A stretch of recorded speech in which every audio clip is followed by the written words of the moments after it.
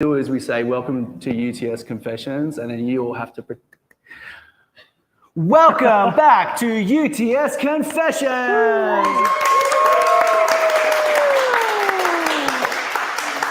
Well, today is super exciting, not just because you've got me in the hot seat here doing the interviewing, but it's also exciting because we've got an absolute legend of the Sydney, nay, Australia startup scene, someone who has been involved in developing more accelerator programs than I've had hot breakfasts, someone who's built his own startup, and someone who's been an entrepreneur in residence in Australia's oldest and longest running and potentially the most prestigious startup accelerator program in the country.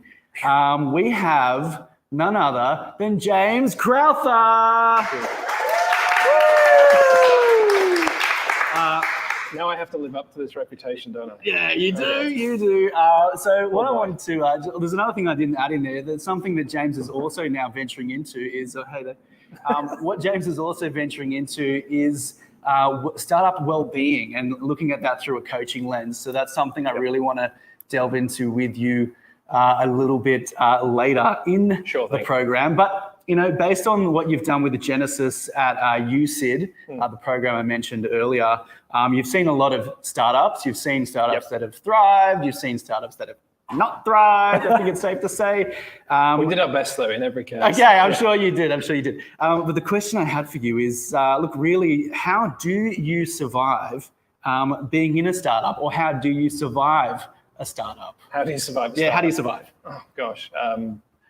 Well, I think if you're going to look at one word to describe it, it would be consistency. So we were chatting earlier about that. And what I mean by that is, if you, like me, tend to be a little bit anxious, deadlines are really not helpful unless they really mean something. So to give you an example, I'd say I must get this feature out by the end of the week because I'm an engineer. I'd be designing features in software, and I would set myself some pretty unrealistic goals. And that really was quite crucifying because these goals would be in some ways a little bit unattainable, and I would slip by them. And I found that was actually really bad for my morale. And what I found is if I'm consistent in applying myself and just turning up, so the just turn up kind of theory, I actually felt a lot better and I got the same amount of work done, but I felt like the journey was going a lot better because I wasn't holding myself to this, I've got to get this stuff done because, I mean, these were not externally imposed goals. I know that, if you do have external, stakeholders who say you have to do something, sorry, you have to do it. But I found that I was a much better person and a much better programmer, a much better entrepreneur by saying, I'm going to spend this much time each day on each of these tasks, and that's it. So I'll do 2 hours programming, I'll do 2 hours selling, I'll do 2 hours creating content, something like that. That's not my exact schedule, but going through and ordering my life around, I'm going to be consistent and I'll get done the work I get done rather than saying I must make this feature by the end of the week. It was it was freeing, basically. And that's how I'm surviving startups at the moment, by not crucifying myself with unrealistic goals. It's also helping me because I actually now have a much better idea of what I can do in a given amount of time because I started tenaciously tracking stuff, which I didn't do initially. I just thought I'll just do the work and whatever, trying to track the work that I'm doing is an extra job, which doesn't result in a feature. So I'm not going to do that. But what it does is it puts you in a position where you're like, I can't really predict how long it's going to take me to do stuff. So taking a bit of the pressure off and saying, I'm just going to turn up, I'm going to do 2 hours, see what I can get done, actually allowed me to much better manage and predict how long things would take. And now I'm just a better human. Look, I'm smiling. Yeah, you are. Yeah. It's amazing. You haven't stopped since you've been here. I mean, my startup is still on fire, like everyone else's, but I'm enjoying it being on fire, which is it's a much nicer way to do things. Okay, speaking about startups being on fire, what I wanted to do was talk about you before you entered the world of startups and then being on fire. Who were you and what led you down this path to be in startups and innovation? All these things. Who I was before was easy. I was obsessed with aircraft and flight, so I did aeronautical engineering and had a few jobs. Well, my first job was actually in civil engineering because there were barely any jobs in aero that were interesting at the time. This was like going back to the early 2000s. Got a job designing structural engineering stuff like Centerpoint Tower. There's some glass up there, which if you walk on, I did the calculations, still there, 20 years on. So I guess I did something right. Well, it's not my glass, I don't own it. Okay. I just told them how thick it needed to be. Yeah. George Street, Hilton Hotel. I'm responsible for all of that staying on the hotel, so all the glass and everything. So far, so good. So, yeah. So far, so good. Yeah. Then after that, I got approached by a couple of architects who were just like, look, we've got this idea for this system. And this was me sort of first tipping into startups because I didn't know what a startup was. Like, we've got this system we want to design for construction, and you're in construction, can you help us out? And it turned out they had an idea and that was it. And I ended up being like a consulting engineer trying to help them design a complete fire protection system powered by embedded software in embedded hardware. Had to be remotely operated by SMS or satellite modem. It had to have its own water and power supplies, but be connected to the grid. And this was IoT in 2005 before it was really like an industry. And so we had to basically hack everything together to make prototypes. And it was the best job I ever had, up until that point anyway. There's been, great experiences since. But it was this really cool mix of blank slate. You can do anything you want, and you're just given this, please make this system do this thing. And to an engineer, this is just like crack cocaine. Like, I get to get up every day and just play with pipes and power supplies and electronics and all that fun stuff. I burnt my fingers. Thankfully, I didn't get electrocuted. Good. But had a lot of fun doing it. I thought this is really cool. But then when it came to time to actually go big, the two founders decided they didn't want to do it anymore. And so I was like, bummed. And then I started reflecting on why did we get to this point? Because we got the prototype, we'd solved all of those problems, technical problems, but it turned out it was a business thing. And so this is kind of where I'm getting into the startups now. I'm like thinking, it's a business problem. Like, I'm an engineer, I deal with electronics and software. Business is something I know nothing about. So I signed up for a master's degree in business and decided I'm going to learn about financing, because financing was one of the issues that we couldn't get around. Business law, because I'm like, what's a contract? I have no idea. I probably should know what that is. And the other thing was strategy and innovation, because the one thing I was really getting into was like, how do companies compete with each other? What is that? Is that like Clash of Clans? How does this whole thing work? Like, how do people actually sit down and create a strategy?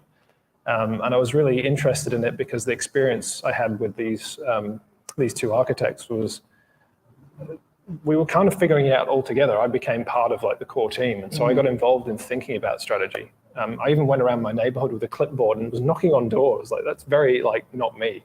I don't want to knock on people's doors. I don't like people doing it to me. But the idea for this product is we'd sell it to people who already had houses that were already near forest, that were at risk of being burnt down.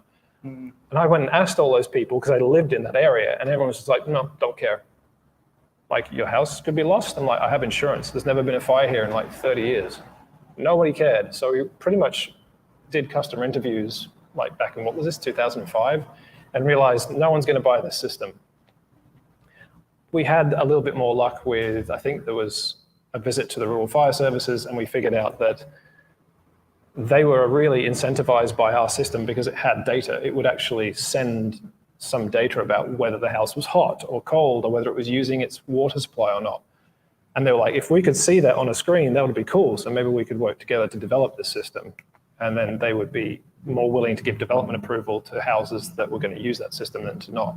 And so that was like our golden ticket to work with developers. So this was kind of like my brain started going, this is really interesting. I think that's what you call strategy now. But I had no idea. So I went through that degree and then rolled out straight into a job at the CSRO, helping them build their deep tech accelerator program, which was really weird. That's crazy to me. I've been through like one startup, I think I was enthusiastic. I did win a competition about innovation at the university. Okay. I think that was what sort of got me over the line, because one of the directors of the CSRO was actually in that competition as one of the mentors. And we won the competition, so we're having a chat with them. What would you like to do? Would you like to come and work at the CSRO? Oh yeah, I guess. Yeah. What do you guys do again? Because I didn't know. 'Cause, I grew up in England, so the CSRO was just another government acronym. I'm like, I have no idea what that is. But it was really cool because, they invented Wi-Fi and they have an astronomy section. It was kind of sciencey, and that was cool. And then I left there, went and worked for the New South Wales government, built them a regulatory technology accelerator program, which was like, oh gosh, that's a mouthful. And then ended up starting my own venture and then worked for the Genesis program. So that's a very compressed version, but yeah. Yeah. That's so cool. Does anyone here know what the CSRO On program is? Because it's still running today. Yep, On Accelerate still runs. So probably worth just maybe getting a bit of background on what is that program? Well, it's for anyone who's basically doing research. So if you're a PhD candidate or if you're a postdoc and you have an invention of some kind, that program is designed for you guys to take that invention and try and turn it into a startup. Pure and simple. And there's funding and support and all that kind of good stuff. Awesome. And we've had a few from UTS Startups that have gone through the program and said rave things. All our friends at CSRO, love your work. Definitely. I still do. Going back to, so you did the accelerator programs, and one of the startup that you're really well known for is Crowther. Yep. But you were just telling me you're not a graphic artist, so I don't know, how did you come up with this idea? And just give us a bit of background on what it is. And oh, here we go. I'm one of those annoying people that likes to teach myself stuff. Yeah. Maybe you're that way, maybe you're not. But I'm self-taught musician, self-taught programmer. We only did a bit at the uni because we're aero engineers. We're supposed to make stuff fly, not compute.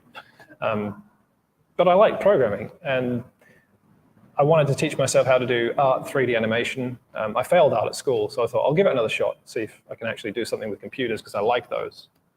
And just got frustrated. So I actually designed a solution for accelerating rendering using multiple computers, which is not a novel thing, but we just approached it in a really different way. We designed the tools to be really unobtrusive and really simple to use, even though they didn't have a lot of features.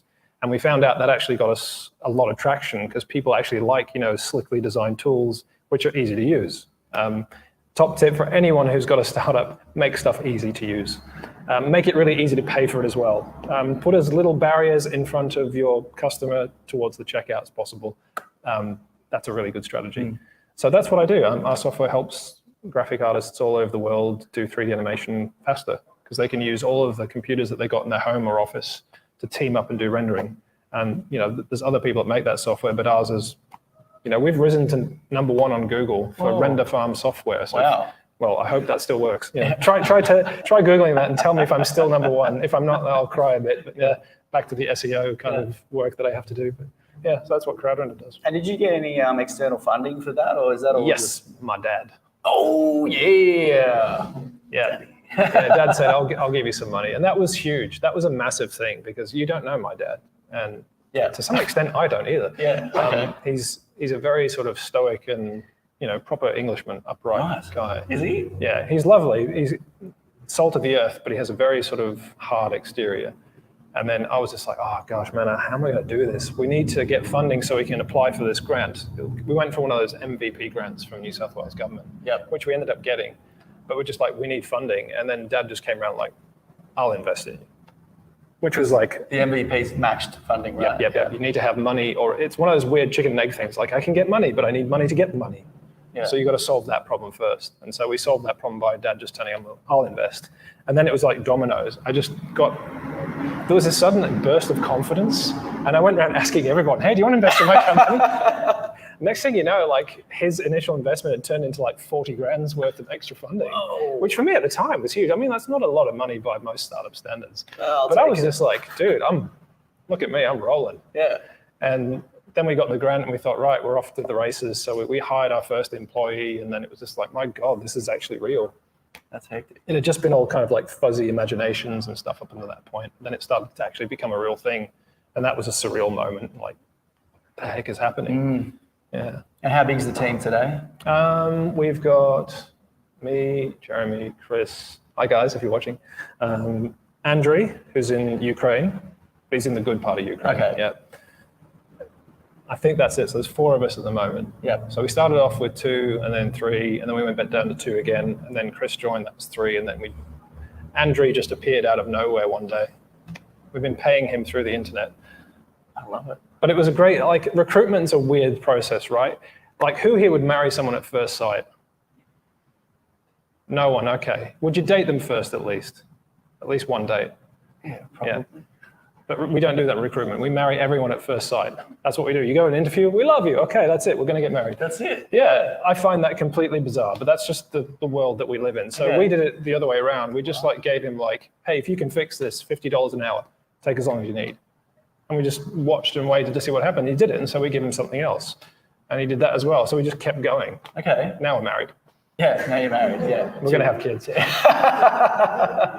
But it was such a wonderful experience. Now it hasn't gone, like, we've had another experience doing the same thing, which didn't work. Okay. But we only lost a little bit of time and a little bit of money because we didn't have like to pay for the recruiter fee, pay all the wages, and then find out, oh gosh, this person isn't actually up to scratch. No. Are there any other, I already had no idea you were doing that. So are there any other like little tips or hacks you can share? Too many with for the people? 20 minutes we've probably already burned. Okay, let's move on because the big thing was our Are You OK Day yesterday, and this is quite timely because we had James is obviously working in this well-being space as a coach for startup founders now. Yep. And so that was a big thing I wanted to talk to you about was the concept of burnout and happiness versus money in the startup game. What are the kinds of things that you've seen that have helped the founders that you've been working with? And what are some of the things that have held them back? Well, I think the biggest thing, because we are short on time, is, and this is one of the 4 pillars of resilience, is community. Which, look, I didn't initially believe in this, right? I thought community, yeah, it's probably overrated. Like, I have everything I need. I have like money. I've got the ability to program. That's about it. And then I burned out. It turns out that, you know, we need to learn how to drive this thing called a human being a lot better. That's what I found out. And in terms of resilience, like I mentioned consistency, resilience is obviously related to that idea. You need to be able to be resilient to get through all the emotional roller coaster rides that you're going to go on. Like I usually start with, you know, a coaching session will start with, are you sleeping well? Are you eating well? Do you have friends? Do you have one person that believes in you? Are you reasonably physically fit? Because startups add more stress. They're fun, but they add a lot more stress. So I need to know that you're up for this, that you're actually in a good place before I start helping you out with your startup so that I'm not making your world 10 times worse. Communities really help because one of the pillars of resilience is actually having connections that will help you out. Like mom and dad. Like my dad said, I've got you, son, here it is. And I was just like, wow. And I felt awesome. And it really helped me cope with all the, you know, the stuff that was happening. But having other people, like being part of a community, whether it's UTS or Sydney or wherever you are, it's much better to plug in and start making connections than it is to sort of hold back and think, no, I don't feel good enough. Like one of the reasons I didn't want to come to events is because I've got nothing to talk about. You know, we've run out of money. Like, sad. You know, you want to be talking like, oh, I've just raised so much money. Because the thing that you see in all of the, you know, when you look at entrepreneurship through the LinkedIn lens, you see lots of people, we've just raised, you know, like $500,000 or $3 million. No one's ever like, no, I ran out of money and I'm sad now. That doesn't make the news. So usually when I think about connecting into that, you know, community, I'm like, well, obviously it seems like to make that bar socially, I have to have done all this and I haven't. Whereas that's total rubbish. The best thing you can do is actually reach out to the community and start making friends and making this normal, right? Making this crazy roller coaster journey a normal thing. Because you'll be surrounded by your peers who are just like, you know, oh yeah, I've just got another promotion and, you know, we're buying our second house and I just bought a Mercedes-Benz, haha. And you're like, I'm riding the bus still. Yes, I'm walking. Yeah, but that's my choice. This is my lifestyle choice. It feels a lot better if other people are going, yeah, I know, but it's okay because we're doing this is a deliberate choice, right? Yeah. And it comes with its, you know, it comes with its whole bag of ups and downs. So yeah, community, if I can squeeze that in before we squeeze finish, it in. Definitely is one of the biggest things. Love it. Yeah. We're going to have to wrap up soon. I feel like this time has just flown. But before we do, we both have something that we need to plug. Yep. So shall we? Well, let's start with you. How can people get in touch with you after this if they are interested in getting some coaching or support their founders on that journey? Yeah, physically, obviously you can just come and say hi if you're in the room. For those of you who are not, and if you're not one of those people that likes to approach people the first time you meet them, LinkedIn, James Crowther, this face. LinkedIn's usually good. It'll hopefully pop me up in the search results. Just look for this friendly face or type in James Crowther, Genesis Program Sydney. That should probably do it. And connect with me. I've got like you can just request to meet with me. I'm usually pretty open, especially if you put in do a little thing for me. There's an ability for you to connect with me by saying, add a note and just say, I saw you on the UTS stream, can we chat? Because I do get a lot of connection requests and sometimes I don't reply to them because I'm just like, that's too many today and there's not a real reason for them to connect with me that I can tell. But if you put in, I'm interested in what you have to offer via coaching, or I'd just like to share something with you, I saw you in UTS Startups. Done. Yeah. Easy. That makes it much easier for me to go. Beautiful. Accept. Love it. And I'll be loving your content. Absolutely. I'll be doing content. Really you cool. bet. I'll be seeing your content. Don't worry. It's very uplifting. Yeah. And the thing that I want to plug is it's the Rapid Value Creation Program. And this actually, yeah. Calm down, everyone. Calm down. It's a Rapid Value Creation Program. Yes. Oh, please stop. Oh gosh, it's too loud. And this is actually ties in really well with what we've been discussing, because this is a program which is about building entrepreneurial skills for yourself. So it's that solopreneur kind of approach. And it's our flagship program. It's something that we're offering to the general public for free. And so it's a program that's going to help you actually create revenue for yourself on different platforms online. Each week, what we do is get you to go through a different mission, and in that mission, you actually get some product into a marketplace, and you share your experiences with your cohorts, and you learn from each other in a really awesome, safe environment that we've got. And it helps you build resilience. It helps you build up your entrepreneurial skills. It's something you can do right now without having any money behind you as well. So it's basically designed for how can you create some money from nothing. Awesome. And that's what we do. But I just sort of linked in so well with the well-being approach and some things that, because what we do find, the program's really good for people, especially if you've been a founder and things haven't necessarily worked out, but you don't necessarily want to have that 9-to-5 job. There's other approaches that you can take, and that's what this program can enable you to do. So that's my piece. Thank you for indulging me, everyone. But I just want to say a round of applause for James Crowther, the man, the myth, the legend. Thank you so much. Really appreciate it. Cheers, mate. Appreciate that. Cheers. Now we look awkwardly over there.